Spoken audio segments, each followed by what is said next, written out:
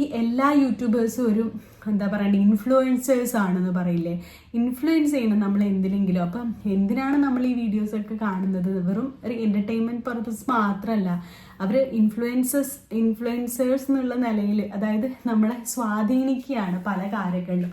അത് നമ്മുടെ ജീവിത രീതിയിലായാലും നമ്മൾ എടുക്കുന്ന തീരുമാനങ്ങളിലായാലും അല്ലെങ്കിൽ നമ്മുടെ ലൈഫ് സ്റ്റൈലിലായാലും നല്ലൊരു ഡിസിഷൻ മേക്ക് ചെയ്യാൻ വേണ്ടിയിട്ട് അവർ നമ്മളിൽ സ്വാധീനം ചെലുത്തുന്നുണ്ട് ഒരുപാട് ഇൻഫ്ലുവൻസേഴ്സ്.